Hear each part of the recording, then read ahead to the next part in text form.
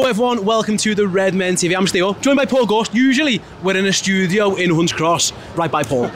Today we're not, we're in Philadelphia, and Philadelphia is a good city, isn't it, mate? I've enjoyed it, it's been absolutely brilliant.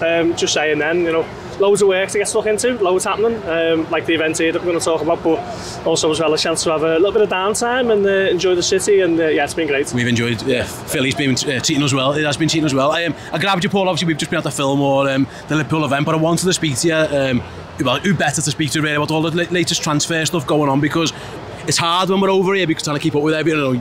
You know that more than anyone. So if you don't mind, can I grab you first on the Endo stuff? So it was a couple of days ago now, Liverpool rejected a bid from Marseille for Endo. Is that the last of this? Is that done, or what's the sense on is there more to come on this? Yeah, I mean, Liverpool rejected a bid that was around about just shy of 12 million for Wataru Endo from Marseille. Is that the end of it? Don't know. So, like clubs normally, when they're bidding, they've normally had it on good authority that, you know, they might be able to bring the player to the club, and so like they wouldn't have just gone in blind and just sent Liverpool a fax or however it works, an email or whatever. So I don't know. In all honesty, it's I think on its own, as a kind of one fact, Liverpool have rejected a bid for Endo. It's not huge news, but there's connotations around what happens around that. You know, if he goes to Liverpool by number 6, there's been talk of Liverpool needing one for the best part of 2 years now, haven't they, with Tchouaméni and then Bellingham and Lavia and Moises Caicedo, and then eventually Endo was the one who signed, what was it, 11 months ago now. So yeah, an interesting one really. It could be the end of it, but you know, it depends whether Marseille have been told privately that if you up it to X amounts, then you know there could be a deal to be done. He's still got 3 years on a 4-year deal he signed, obviously last August. So Liverpool under no pressure to sell. They like him as a player. He's going to be a really useful, important squad option for the season, and Liverpool under no pressure to really move him on. But there will be a figure that you have in mind for him, I'm sure, because you know everyone has a price really. Yeah, I was going to say, usually if a bid's come in, the teams very rarely do that without something. Speaking of bids, then Sepp Liverpool again, another rejected bid. This time it was from PSV Eindhoven. Again, it was around €10 million. Is that about right? Yeah, I mean, people Liverpool being a little bit coy over the price, but it was reported to be 10 million, which is probably half of what Liverpool are looking for. Again, under no real pressure to sell him. He signed a new contract 2 years ago, but I think we've spoken about him on Journal Insight quite a lot, haven't we? And I'm just questioning whether you know, he's going to do enough to break into the pecking order or go up the pecking order. Liverpool have 20 million in mind for him, and we had the chance to speak to him about that after the game on Friday, and he was quite you know quite frank about it, that he believes that's too much.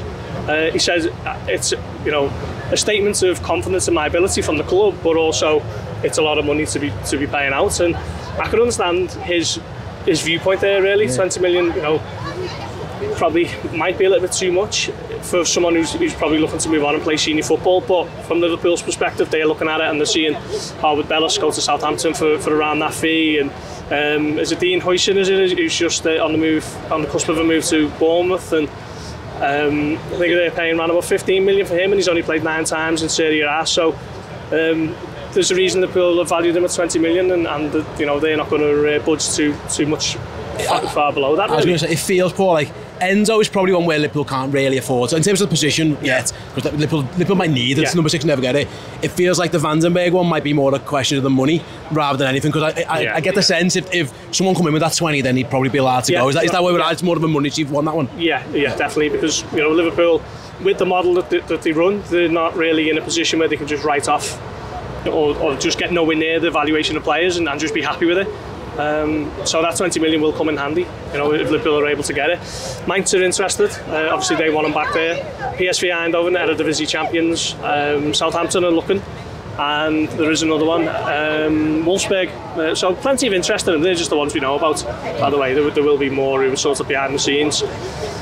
If Liverpool can get near 20 million, I expect Sepp will go. But at the moment, they're under no real pressure, and all the kind of noises that he's going to get his chance, because there's no other real centre-backs on the tour, are there? It's going to be at least until we get home next weekend before he goes. And then the last one, reports around Ben Doak's future, maybe loan, so Southampton and Leicester. Are Liverpool interested in letting him go out on loan, or is this something where those clubs are just like having a little go at it because why not? Yeah, I mean, I remember Jurgen Klopp saying in Brussels last year that speaking specifically about Ben Doak and Kate Gordon, these are our boys and they're not going anywhere in the upcoming January window. Now that stance might have changed with the new operation. You know, perhaps Slot has got to look at him and feels that he might be best served going on loan and getting some senior minutes. I think Doak does want to get some minutes under his belt.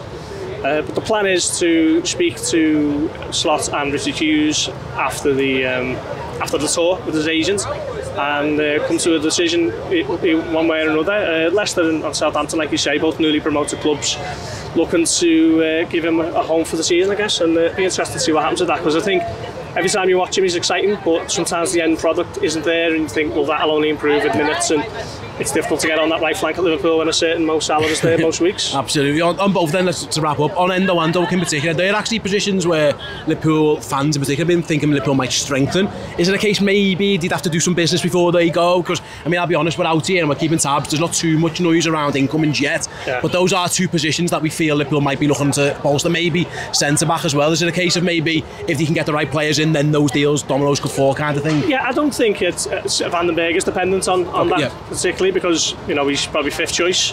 But the others maybe, you know, that's fair. Certainly with Endo, you know, he's a first team, experienced first team, dependable kind of option, isn't he? And you know, if he starts against Ipswich on the opening day, there's no outcry or surprise really. So yeah, I think, you know, Liverpool would have to source a replacement before Endo, you know, they're looking to entertain those talks. So we'll see. Like, we know Liverpool have been looking for 2 years for a world-class defensive midfielder, and it seems though they're no closer to solving that, really. Absolutely, mate. I'm going to let you go because I know you're really busy. You've got loads to get writing up. So yeah, go and check out all Paul's stuff over on the Echo. There's tour diaries, there's everything. So do go and check that out. Yeah, we'll see you next time. See you in a bit.